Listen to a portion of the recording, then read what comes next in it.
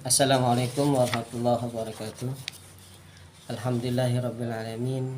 Nama saya Musa dari kelas A15.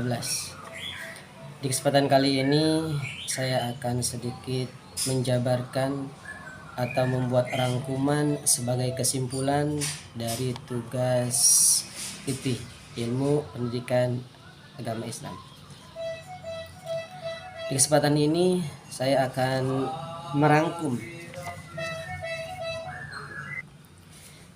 merangkum sebuah materi yang berjudul Pendidik dalam Pendidikan Islam. Pendidik dalam pendidikan Islam itu pengertian pendidik pertama. Kata pendidik berasal dari kata dasar didik, artinya memelihara, merawat dan memberi latihan agar seseorang memiliki ilmu pengetahuan seperti yang diharapkan. Menurut tafsir, dalam kesamaan antara teori Barat dengan Islam yang memandang bahwa guru adalah pendidik, yaitu siapa saja yang mengupayakan perkembangan seluruh potensi anak didik, baik potensi psikomotorik atau kognitif maupun potensi afektif. Seorang pendidik itu wajib memiliki beberapa karakter. Adapun ciri-ciri guru yang profesional atau pendidik yang profesional, pertama, ia harus komitmen dalam kepentingan siswa dan melaksanakan pembelajaran, menguasai secara mendalam materi dan penggunaan strategi pembelajaran, mampu berpikir sistematik dan selalu belajar dari pengalaman, mau refleksi diri dan koreksi. Proses belajar mengajar menjadi semakin baik. Bertanggung jawab itu yang paling penting. Istilah-istilah pendidikan dalam konteks pendidikan Islam. Dalam konteks pendidikan Islam, pendidik sering disebut dengan murabbi, mu'alim, mu'adib, mudarris, dan mursyid. Menurut peristilahan yang dipakai dalam pendidikan dalam konteks Islam, kelima istilah ini mempunyai makna yang berbeda. Yang pertama, murabbi. Istilah ini merupakan bentuk sigoh al-ism, isim fa'il yang berakar dari 3 kata. Pertama berasal dari kata robba. Robba yarbu yang artinya zat dan nama. Contoh kalimat dapat dikemukakan, artinya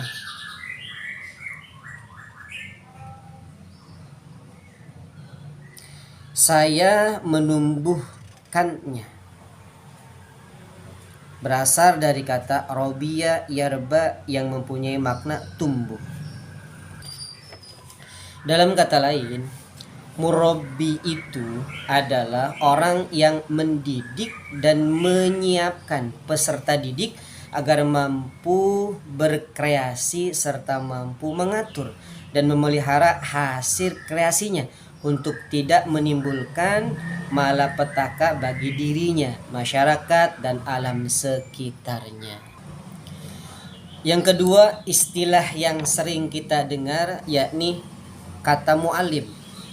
Mu'alim ini berasal dari kata al-fa'il, fi'il madi ala mudhari, yakni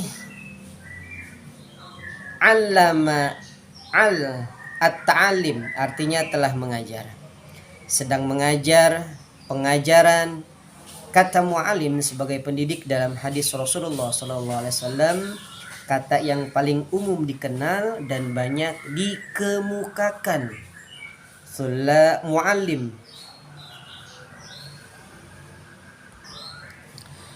Muallim sering kita kenal pada hakikatnya adalah orang yang memiliki kemampuan unggul dibandingkan dengan peserta didik yang dengannya ia dipercaya mengantarkan peserta didik ke arah kesempurnaan dan kemandirian. Maka dengan demikian muallim merupakan orang yang menguasai ilmu dan mampu serta menjelaskan fungsinya dalam kehidupan, menjelaskan dimensi teoritis dan praktisnya, sekaligus melakukan transfer ilmu sebagai pengetahuan, internalisasi serta implementasi. Yang berikutnya yakni yang sering kita kenal istilah mu'addib, merupakan orang yang mampu menyiapkan peserta didik untuk bertanggung jawab dalam membangun peradaban yang berkualitas di masa depan. Mu'addib berdasarkan tinjauan etimologi, maka secara terminologi mu'addib adalah orang pendidik yang bertugas untuk menciptakan suasana belajar yang dapat menggerakkan peserta didik untuk berperilaku atau beradab sesuai dengan norma-norma tata susila dan sopan santun yang berlaku dalam masyarakat sekitar. Yang berikutnya yakni mudarris. Mudarris adalah orang yang mengajarkan suatu ilmu kepada orang lain dengan metode-metode tertentu dalam upaya membangkitkan usaha peserta didik agar sadar dalam upaya meningkatkan potensinya. Dalam bahasa yang lebih ringkas, mudarris adalah orang yang dipercayakan sebagai guru dalam upaya membelajarkan peserta didik. Mudarris merupakan orang yang memiliki kepekaan intelektual dan informasi serta memperbaharui pengetahuan dan keahliannya secara berkelanjutan. Yang berikutnya ialah mursyid. Mursyid merupakan orang yang mampu menjadi model atau sentral identifikasi diri atau menjadi pusat anutan. Mursyid ini adalah seseorang yang ditiru, sopan santunnya dan lain sebagainya. Teladan dan konsultasi bagi peserta didik, mursyid sebagai penuntun jalan hidup yang benar dan betul dengan nilai dan sikap yang benar, dan berperanan sebagai hamba Allah dan khalifahnya di muka bumi. Mursyid menunjukkan kepada jalan yang benar dari sudut ilmu kesufian dan memberikan petunjuk kepada jalan yang lurus. Pendidikan mempunyai tingkah laku baik dan terpuji, bersih dan akhlak tercera, tidak tasyub atau fanatik, juhud pada amalan dan perbuatan, dan mempunyai tokoh kepemimpinan. Syarat untuk menjadi mursyid ini ialah beliau mestilah alim dalam segenap perkataan atau disiplin ilmu, menyimpan atau menutup keaiban pelajar-pelajarnya, dan pengajaran terkesan di dalam hati seorang pelajar. Dari sekian banyak istilah tentang seorang pengajar atau pendidik, dari kata mu'alim sampai mursyid, berbagai tingkatan yang harus sesuai dengan pada ketentuannya. Sekarang kita berbicara tentang kedudukan pendidik dalam perspektif Islam. Pendidik adalah bapak rohani bagi peserta didik yang memberikan ilmu, pembinaan akhlak mulia, dan memperbaiki akhlak yang kurang baik. Kedudukan tertinggi pendidikan dalam Islam tertuang dalam teks Jadilah engkau sebagai guru atau pelajar atau pendengar atau pecinta, dan janganlah kamu menjadi orang yang kelima sehingga engkau menjadi rusak. Kali ini kita akan berbicara tentang fungsi pendidik. Terkait dengan hal tersebut, mungkin dapat disepakati bahwa guru tetap memegang peranan yang penting dalam proses pendidikan. Walaupun sekarang muncul sebagai pandangan bahwa guru hanyalah sebagai salah satu dari sekian banyak sumber belajar, namun dalam kenyataannya posisi guru tetap penting artinya. Misalnya bagi peranan nilai, hal ini sebagaimana diungkapkan Humaydi bahwa peranan guru bukan sekedar komunikator nilai, melainkan sekaligus sebagai perilaku dan sumber nilai yang menuntut tanggung jawab dan kemampuan dalam upaya meningkatkan kualitas pembangunan manusia seutuhnya, baik yang bersifat lahiriah maupun yang bersifat batiniah. Artinya, yang dibangun adalah karakter, watak, pribadi manusia yang memiliki kualitas iman, kualitas kerja, kualitas hidup, kualitas pikiran, perasaan, dan kemauan. Jika guru adalah sumber nilai, tentu saja dia adalah orang yang harus selalu dapat ditaati dan diikuti. Sehingga guru dituntut sebagai selalu berusaha membekali dirinya agar dapat menjadi tauladan. Hakikat pendidik dalam Islam adalah orang-orang yang bertanggung jawab terhadap perkembangan peserta didik dengan mengupayakan seluruh potensi anak didik, baik potensi afektif, kognitif, maupun psikomotoriknya. Pendidik berarti juga orang dewasa yang bertanggung jawab memberi pertolongan pada anak didik dalam perkembangan jasmani dan rohaninya, agar mencapai tingkat kedewasaan maupun berdiri sendiri memenuhi tingkat kedewasaan, maupun berdiri sendiri memenuhi tugas sebagai hamba khalifah Allah di muka bumi ini, atau maupun sebagai makhluk sosial yang sering berinteraksi dengan temannya, satu dengan yang lain.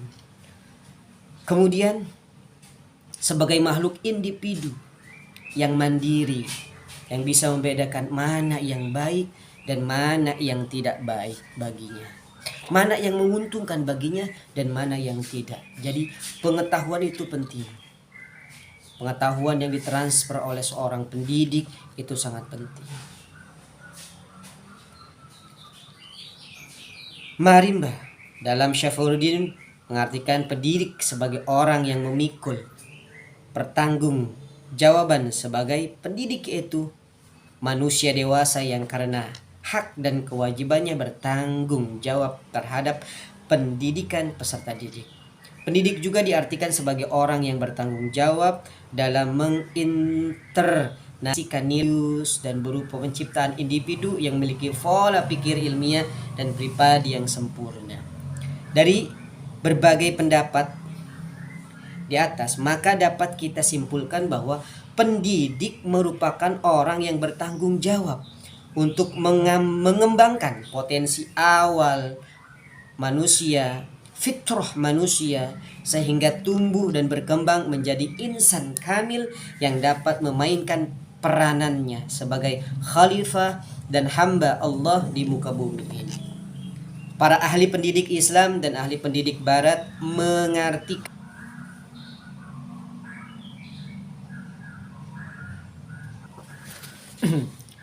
mendidik dapat dijabarkan dalam bentuk mengajar, memberikan dorongan ataupun motivasi, memuji, menghukum, memberi contoh, ataupun dalam bentuk pembiasaan diri. Dari segala bentuk mendidik tersebut akan menghasilkan pengaruh positif bagi pendewasaan anak. Menurut Imam Al-Ghazali, tugas pendidik yang utama adalah menyempurnakan, membersihkan, menyucikan, serta membawakan hati manusia untuk mendekatkan diri kepada Allah Subhanahu wa Ta'ala.